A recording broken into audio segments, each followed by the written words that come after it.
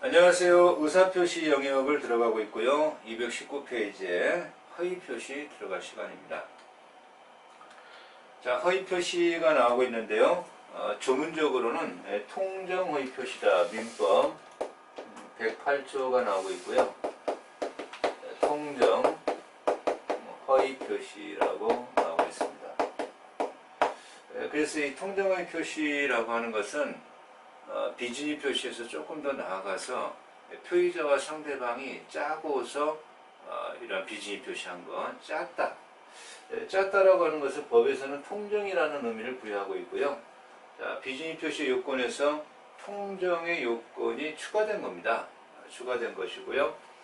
그렇다면 이 경우에 이런 사례를 우리가 공부할 수가 있겠는데요. 갑이라는 사람이 있고요. 자, 을이라는 사람이 있다라고 했을 때 이 갑이라는 사람이 사실은 많은 채권자들이 이제 있습니다. 빚을 많이 졌다. 사업을 하다 보니까. 그러다 보니까, 이 채권자죠. 채권자들의, 이런, 강제집행, 이런 것을 좀 회피하려는 생각으로, 전현 소유권 이전의 의사가 없이, 의사 없이, 소유권을 을에게, 친구에게 넘기겠다. 부부간의 소유권이 이전하는 것은 이러한 경우 아무래도 이러한 어떤 채권 강제 집행 면탈의 의사가 추정이 됩니다. 친구에게 이제 전혀 의사가 없습니다. 소유권 이전 의사 없이 짜고서 통정하고, 그죠? 그러면 갑이 표의자가 되겠고요. 자, 을이 상대방이 되겠죠. 상대방이 되겠고요. 이렇게 이제 등기부적으로 소유권 이전 등기를 넘겨놨다라고 하는 겁니다. 그러면 비진위 표시인데 알고 하죠. 진위와 표시가 불일치를 알고 하고 있고요. 의사 표시는 있었던 거고요. 그런데 비진위 표시의 요건 중에 하나가 더 추가가 되는데 상대방과 짜고서 했다라고 하는 겁니다. 그러면 이제 조문을 한번 읽어보니까요. 108조 1항이 조문이 나오고 있습니다. 이러한 통정의 표의자와 상대방을 보호할 값어치는 전혀 없다.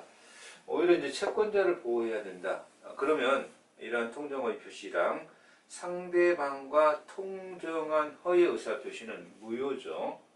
자, 이것을 무효로 만들었다라고 하는 거죠. 무효로 만들어 버리니까 1항은 무효 선언하고 있습니다. 이행 전 이행할 필요가 없고 이 통정의 표시는 반사의 민법 103조죠. 반사의 질서에 위반한 반사의 질서의 한 형태가 아니다. 108조는 반사의 질서 형태의 한 형태가 아니다. 아니다. 그러니까 이행 전에는 이행할 필요가 없고 이행 후에는 되돌려라. 이걸 부당이득 반환이다라고 합니다. 되돌아가야 되겠죠. 왜?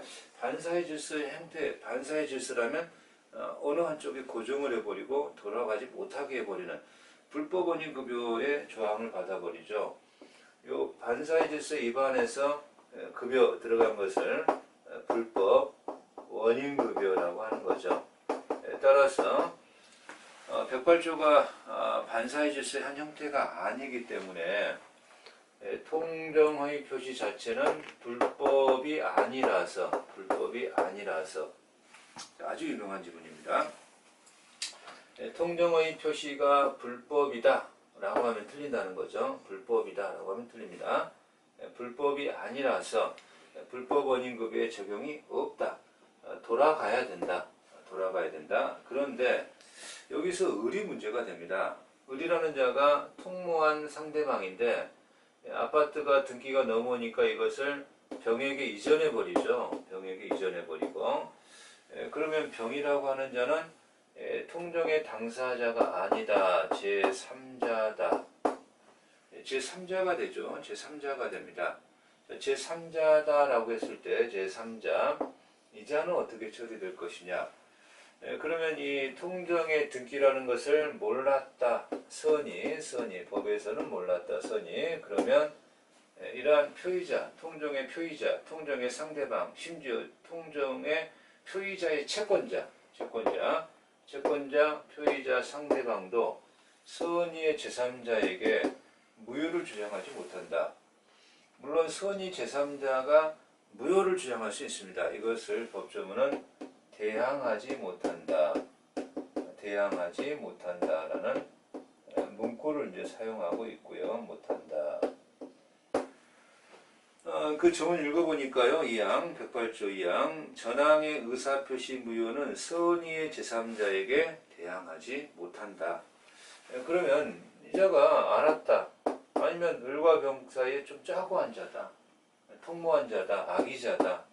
악의의 제3자에게는 대항할 수 있다. 무효라는 얘기죠. 무효라는 얘기. 무효라는 것은 그러면 이제 말소등기 가능하다는 거죠. 물론 이런 경우에도 갑이 을을 대의말소로 해야 되겠죠. 대의말소로 해야 됩니다. 그런 어떤 의표시가 이제 나오고 있는 것이고요. 자, 219쪽에서 한 장 넘어가니까 이러한 통정의 표시와 구별해야 될 구별 개념이 나오는데요. 구별 개념이 나오는데 여기에 두 가지가 나옵니다. 자, 은익행위가 나오고요. 자, 신탁행위가 나옵니다. 두 가지. 자, 은익행위, 신탁행위, 그죠? 자, 여기에서 둘 다 좀 중요한데 은익행위가 조금 더 중요하죠. 은익행위는 뭐 아주 중요한 어떤 행위인데요. 자, 여기 A라는 자가요, B라는 자에게 재산을 증여하고 싶어요. 증여하고 싶습니다. 증여도 계약입니다. 주겠다, 받겠다. 주겠다, 증여자, 받겠다, 수증자의 합의죠. 그죠? 그런데 실질은 증여인데, 증여세가 대단히 비싸다라는 거죠. 증여세가 대단히 비싸니까 매매로 가장합니다. 매매를 가장해서 그러면 증여세가 비싸니까 매매를 가장한 거라는 얘기죠. 그러니까 이 가장 매매의 증여가 은닉돼 있다라는 겁니다. 은닉돼 있다. 그랬을 때 판례는 학설도 증여의 합의는 있다. 증여의 실질은 있다. 증여까지 없었다라고 하면 곤란하고요. 그럼 증여로서 유효입니다. 유효예요. 이 은닉행위는 통정허위 표시 일종이다. 통정허위 표시의 일종인데 효과는 전혀 다릅니다. 통정허위 표시는 당사자 간의 무효인데요. 은닉행위는 증여로서 유효이기 때문에 증여로서 유효입니다. 증여로서 유효. 그렇기 때문에 증여로서 유효이기 때문에 B가 진정 소유자입니다. 진정 소유자. 증여를 받은 거니까요. 가장 매매가 있지만. 그러니까 만약에 B가 이제 C에게 넘겼을 때 C가 선이든 악이든 자, 이게 이제 중요한 거예요. 진정 소유권자에게 매수했기 때문에 이자가 은닉행위로 넘어온 것이라는 것을 알았든 몰랐든 무조건 유효입니다. 무조건 유효. 악의자도 유효죠. 악의자도. 이건 증여가 유효이기 때문에 그런 효과가 나오는 겁니다. 자, 은닉행위. 신탁행위는 뭔가 이렇게 소유권 이전의 의사가 있는 겁니다.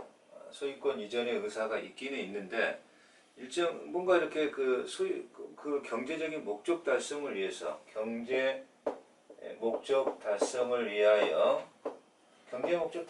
위한 목적은 있는 거예요. 이건 있는 거예요. 이것보다 과도한 권리 이전입니다. 그래서 신탁행위라고 하는 것은 통정허위 표시의 일종이 아니다. 신탁행위는 판례가 통정허위 표시의 일종이 아니다. 은닉행위는 통정허위 표시 일종인데 신탁행위는 통정허위 표시 일종이 아니다. 자, 결론적인 측면을 잘 기억하시고요. 자, 220페이지에서 통정허위 표시 요건, 의사표시가 있을 것, 표시와 진위가 일치하지 아니할 것, 상대방과 통정이 있을 것. 자, 그리고 마지막 4, 표시가 진위와 불일치함을 표의자가 알고 있을 것. 이렇게 해서 221페이지에 이제 도표도 나오고 있고요. 당사자 간에는 언제나 무효입니다. 당사자 간에는 요 관계죠. 요 관계를 당사자라고 표현합니다. 이 관계는 당사자 간은 표의자하고 상대방은 무효고요. 자, 그 도표에서도 제3자가 나오는데 선의의 제3자, 은닉행위라면 이제 선악불문이고요. 선의의 제3자에게는 대항하지 못한다. 대항하지 못한다라고 하고 있고요. 자, 그러면 그 도표에 동그라미 1번 당사자 간의 효과 무효입니다. 무효란 이행 전 이행할 필요 없다. 이행 후에 돌려받아라. 왜? 통정의 표시가 불법은 아니다. 자, 니은 허위 표시는 무효이므로 허위 표시의 법률행위라는 처분을 이행하지 않았으면 이행할 필요가 없고 이행한 후이지만 상대방은 부당이득 반환 의무를 갖게 된다. 무효의 효과, 부당이득 반환. 그렇죠? 자, 거기에 이제 중요한 문구가 나오죠. 니은에서요. 221페이지. 그러나 허위 표시는 불법이 아니므로 그죠? 불법이 아니다. 이 표현법 잘 기억하시고 불법원인 급여에 적용이 없다라는 표현입니다. 제3자에 대한 요력이 나오죠. 기억. 자, 맨 밑에죠. 통정 허위 표시의 무효는 선의의 제3자에게 대항하지 못한다. 자, 니은 제3자란 그죠? 제3자란 통정 허위 표시의 당사자는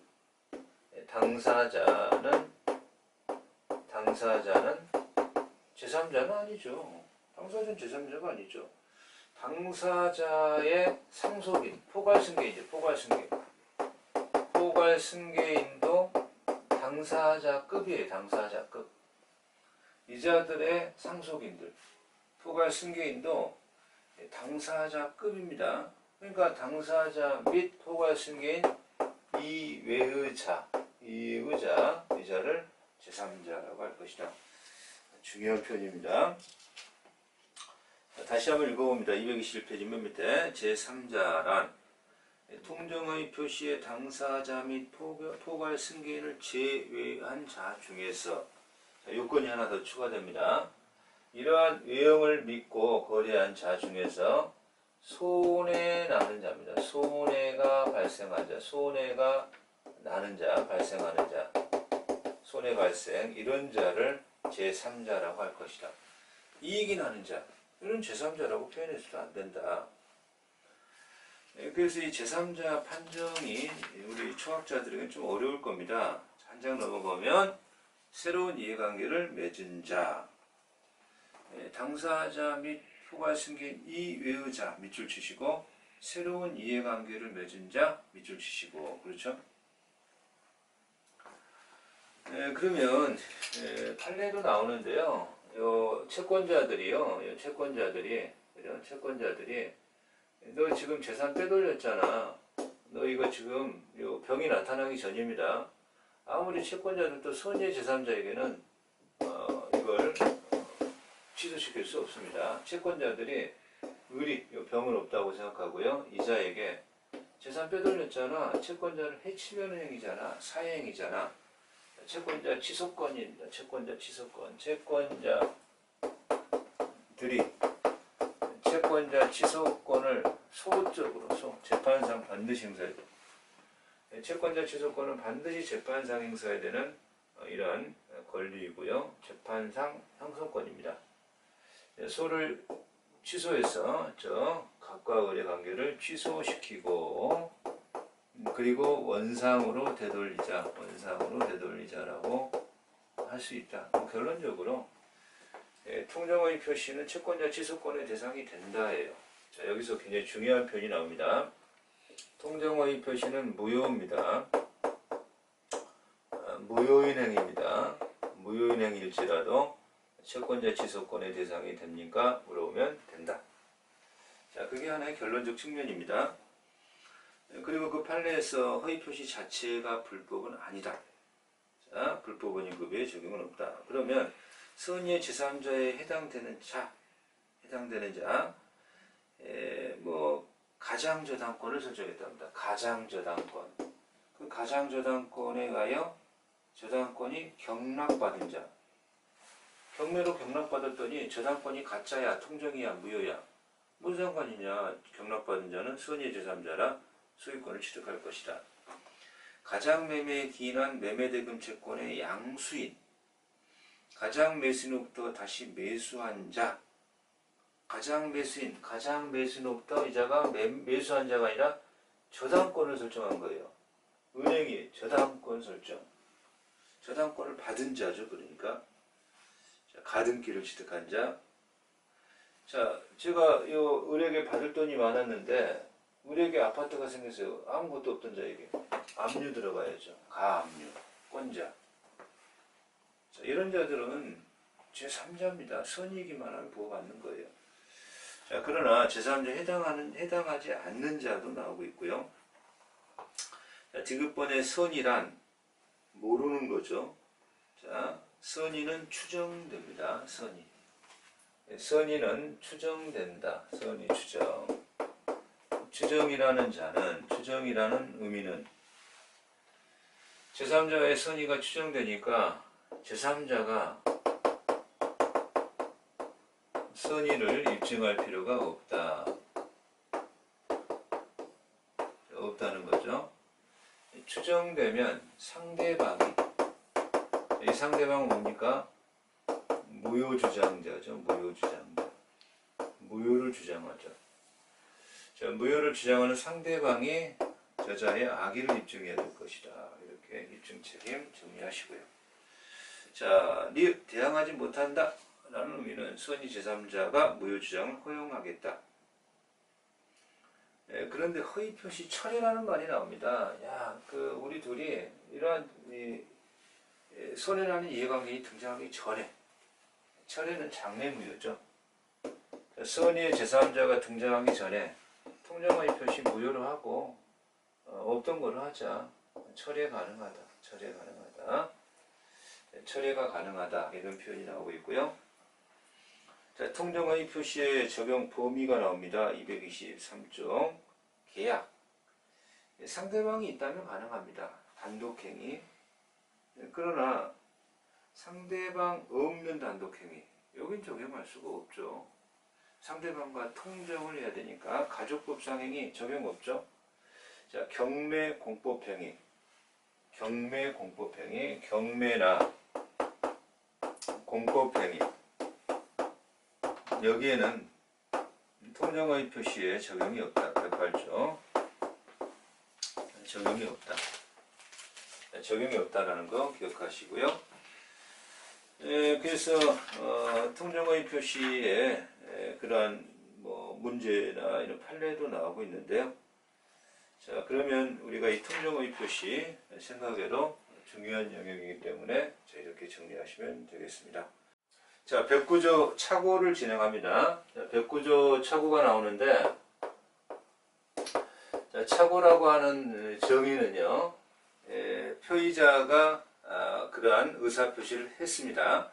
그러한 의사표시를 했는데 그러한 의사표시가 자기의 효과의사 진위와 불일치를 모르고 하였다라고 하는 것이 지금까지 비진의 표시, 통정허위 표시와 다르다라고 하는 거죠.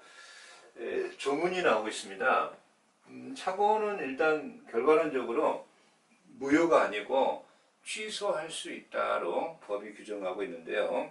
1항 의사표시는 법률 행위의 내용의 중요 부분에 착오가 있는 때는 취소할 수 있다. 따라서 중요 부분일 때 취소할 수 있다.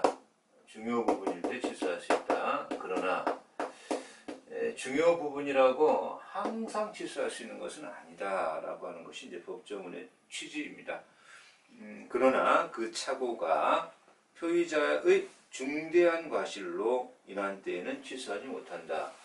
중요 부분이면 취소할 수 있는데 중대한 과실이 있으면 취소하지 못한다. 다시 말하면 중요 부분이라고 판정이 내렸죠. 그럴지라도 중대한 과실이 없어야 취소할 수 있다. 이런 표현이죠. 중대한 과실이 있다면 이제는 취소권이 차단된다라는 표현이죠. 그러면 중대한 과실이 무엇을 의미하느냐, 중요 부분이 무엇을 의미하느냐라고 하는 것은 그 구체화를 판례가 해주게 됩니다. 그 구체화를 판례가 해주게 되는데, 일단 이 중대한 과실이라고 하는 것은 그 사람의 직업이나 신분, 능력, 그러한 어떤 상황을 봤을 때 현저하게 주의를 결여한, 현저하게 주의를 결여했다. 주의 결여. 이것을 중대한 과실이다. 중요 부분은 뭐냐? 이건 이제 판례를 우리 수험생 입장에서 외워야 되는 거죠. 판례를 외워야 되는 것인데요. 일단은 중요 부분에 착오하면 항상 취소할 수 있다라는 역표현법은 틀렸다. 왜냐하면 중대한 과실이 있다면 취소권이 차단되기 때문이다. 이렇게 법조문의 취지를 좀 이해하시면 될 것 같고요. 자, 이 항은 만약에 취소하게 되면 어떻게 됩니까? 소급무효다. 소급무효죠. 그러면 이 경우에 취소했는데 착오로 이미 소유권지에 넘어갔죠. 자, A가 중요분의 착오, 표의자죠. 착오자죠, 착오자. 표의자가 착오자. 자, B가 상대방이죠. B가 상대방입니다. 상대방. B가 상대방이고요. 중요 부분의 착오이고 중대한 과실이 없어서 소유권 이전이 넘어가 버렸죠. 소유권이 넘어가 버렸습니다. 그런데 B가 C에게 소유권을 이전해 버린 거죠. 매매했죠. 매수해서. 그러면 C에게 소유권이 이제 넘어갔을 때 이자는 착오와 거래한, 착오자와 거래한 당사자가 아닙니다. 제3자입니다. 제3자는 통정의 비진입, 통정, 착오, 사기강박 제3자의 개념이 일치합니다. 따라서 이 제3자는 통정의 표시에서 배운 제3자와 동일한데요. 일단은 이 제3자라는 표현이 뭐냐? 당사자 및 포괄 승계인, 그죠? 이의자, 당사자도 아니어야 되고 및 포괄 승계인도 아니어야 되고, 자, 그래서 이외의 이런 표현이 들어갈 수밖에 없는 것이고요. 물론 이제 이러한 제3자는 이러한 거래로 손해가 발생하는 자, 이 요건을 충족했을 때 제3자라는 평가를 내리게 되고요. 이 제3자가 선의이기만 하면, 그죠? 선의이면 이러한 자들은 소급무효입니다. 무효주장은 못한다. 무효주장 못한다. 물론 악의의 자라면 무효주장이 가능할 것이겠지만 선의 제3자를 보한다라는 조항입니다. 전항의 의사표시 취소는 선의의 제3자에게 대항하지 못한다. 자, 의가 나오고 있고요. 착오의 유형이 나옵니다. 자, 착오라고 하는 것이 유형이 이렇게 나오는데 착오의 유형이 이렇게 있다라고 하는 거죠. 착오 유형이 이렇게 나오고 있습니다. 그래서 표시상의 착오. 자, 표시상의 착오. 이건 표시를 잘못한 거죠. 자, 내용상의 착오. 내용상의 착오. 그리고 이제 유형 중에서도 좀 중요하다라고 할 수 있는 동기의 착오. 사실 착오의 유형에서 시험에 나온다면 동기의 착오가 굉장히 유력하다라고 말할 수 있는데요. 표시상의 착오는 표시를 잘못한 거죠. 예를 들면 자, 5,000원이라고 적어야 되는 생각이었습니다만 착오로 500원이라고 쓴 경우, 다시 말하면 오기 이런 거죠. 내용상의 착오라고 하는 것은 표시는 잘못한 게 없죠. 내용상의 착오라고 하는 것은 표시는 잘못하는데 내용을 잘못 이해한 거죠. 자, 그래서 연대채무와 보증을 같은 것으로 이해하고 사실 연대채무는 연대채무와 일반 채무 뭐 이런 것들은 차이가 굉장히 많이 있습니다. 그건 채권법에서 이게 다른데 연대채무자 같은 경우 보증과 연대채무는 채무자가 되는 거고요. 보증은 주채무자가 이행하지 아니하면 이행할 보충적 책임을 갖고 있는 자입니다. 연대채무는 채무자죠. 연대한 채무자, 그죠? 성격이 전혀 다른데 연대채무와 보증을 동일하다 생각해서 보증을 쓸 것을 연대채무 쓴 거죠. 그럼 채무를 쓴 겁니다. 자기 채무죠. 홍콩달러, 미국달러 가치를 동일하게 봐서 미국달러를 홍콩달러로 차이가 크죠. 차이가 큰데 환율적 차이 때문에. 자, 동기라고 하는 것은 효과의사 진위보다 더 내심의 세계입니다. 그 효과의사 진위를 가지게 된 이유, 연유라고도 합니다. 연유라고도 합니다. 그러니까 이 동기라고 하는 것은 효과의사 진위보다 더 깊숙한 내심의 세계입니다. 따라서 동기까지 고려할 바가 아닌 거예요. 또 내심에 더 깊은 사연이 있는 거니까. 그런데 동기라고 하는 것은 고려할 예컨대 이런 겁니다. 그린벨트 해제될 줄로 생각하고 시가보다 더 좀 더 높게 사는 겁니다. 그린벨트 해제될 줄 알고. 근데 그린벨트 해제가 안 된 거죠. 그러면 나 동기가 어떤 착오가 있으니까 취소하겠습니다라고 못 한다는 거예요. 동기의 착오는 내심의 깊은 세계라 그것까지 고려할 수가 없으니까 유효입니다. 고려할 바가 아니라는 거예요. 유효라고 하는 것은. 그러나 동기의 착오가 자, 우리 그 245페이지죠. 224페이지에는 동기의 착오는 내심에 더 깊은 곳이 있다. 그러니까 이것은 좀 고려할 바는 아니다. 도로가 개설되어 땅값이 오를 줄 알고 산데 도로가 개설이 안 됐다. 취소하려면 안 된다. 유효다. 자, 판례가 동기, 자, 225페이지에 맨 위에 동기의 착오가 법률행위의 내용의 중요 부분의 착오에 해당함을 이유로 피해자가 법률행위를 취소하려면 자, 상대방에게 표시되고, 그죠? 표시되고, 의사표시 해석상 법률의 내용으로 되어 있다고 인정되면 충분하고, 자, 동기를 의사표시 내용으로 삼기로 한 합의까지. 그러니까 이 동기의 착오를 이유로 취소하려면 표시되고, 동기가 표시되고, 이 표시설입니다. 표시설. 이러면, 물론 이제 표시되어도 중요 부분으로 진입하고 중대한 과실은 없어야 됩니다. 표시만 되면 되지만 표시됐지만 중요 부분의 착오이고 자, 중과실 없다. 동기가 표시되면 중요 부분을 진입할 수 있는데요. 동기를 법률행위 내용으로 합의까지는 필요하지 않다. 합의까지는 필요하지 않다. 시험은 합의까지 필요하다라고 자꾸 출제하고 있으니까요. 조심하시고요. 판례의 태도입니다.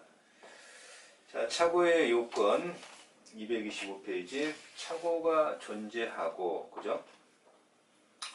자, 내용의 중요 부분에 착오가 있어야 되고 그럼 중요 부분이라고 하는 것은 주관 요건과 객관적 요건을 구비해야 된다.